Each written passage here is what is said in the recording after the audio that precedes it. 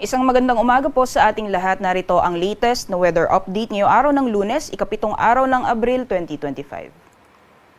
Sa kasalukuyan po ay wala tayong binabantayan na low pressure area o bagyo sa loob at labas ng ating Philippine Area of Responsibility, bagamat asahan pa rin po natin ang mga pag-ulan sa ilang bahagi ng ating bansa, dulot po ng epekto nitong Intertropical Convergence Zone na sa kasalukuyan ay nakakaapekto sa katimugang bahagi or southern portions ng Mindanao.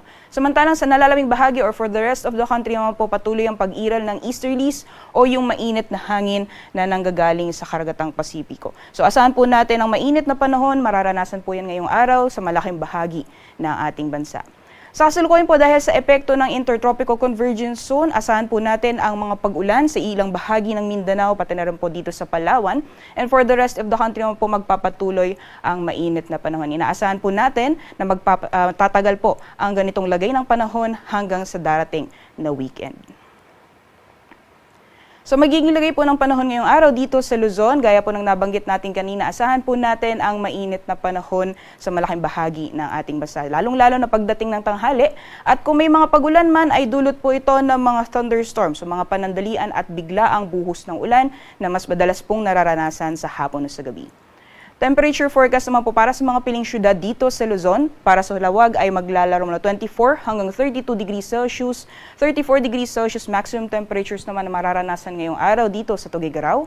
Sa Baguio naman ay naglalaro mula 17 hanggang 24 degrees Celsius, 33 degrees Celsius maximum temperatures inaasahan natin ngayong araw dito sa Metro Manila, 24 to 31 sa Tagaytay, at 26 to 32 degrees Celsius naman para sa Legazpi City.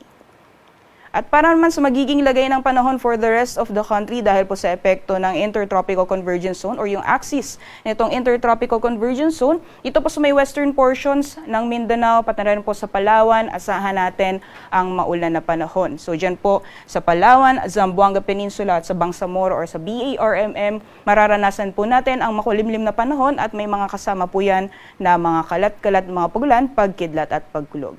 For the rest of Visayas and Mindanao, asahan po natin magpapatuloy ang mainit na panahon, lalong-lalo na pagdating ng tanghali. At kung may mga pagulan man, ay dulot din ito ng mga isolated na thunderstorms. Temperature forecast naman po for Palawan ngayong araw, dito po sa Kalayaan Islands ay maglalaro mula 25 hanggang 32 degrees Celsius at 33 degrees Celsius maximum temperatures naman ngayong araw dito sa Puerto Princesa. For Visayas naman, for Iloilo, Cebu at sa Tacloban, ang agwat ng temperatura ay maglalaro mula 25 hanggang 32 degrees Celsius. And for Mindanao naman po, for Zamboanga, maglalaro mula 24 hanggang 33 degrees Celsius, and maximum temperatures naman po for Cagayan de Oro and Metro Davao, aabot ng 32 degrees Celsius. Kahapon na itala ang 39 hanggang 40 degrees Celsius na heat index dito po sa Metro Manila, at yung pinakamataas naman po ay naitala sa ilang lugar sa ating bansa na umabot ng 42 degrees Celsius. Diyan po sa Subic Bay, Olongapo City, sa Viraca Tanduanes, Dumangas, Iloilo, sa Baybay Leyte, gayon din sa Butuan City, Agusan del Norte. At sa ngayong araw, based po sa ating forecast, dito po sa Metro Manila, maaring maranasan ang 39 degrees Celsius na heat index. At yung pinakamataas naman ay posible pa rin maranasan sa Viraca Tanduanes na abot ng 43 degrees Celsius. At sinusundan po yan ng Dagupan City, Pangasinan at Dumangas, Iloilo na maaring umabot ng 42 degrees Celsius. Sa kalagayan naman po ng ating karagatan, wala po tayong babala sa matataas na mga pag-anon or gale warning sa anumang dagat baybayin ng ating bansa. Kaya malaya pong mga kalayag ang ating mga kabayan ngayong araw. Sunrise po natin ay 5:48 AM, sunset naman ay 6:09 PM.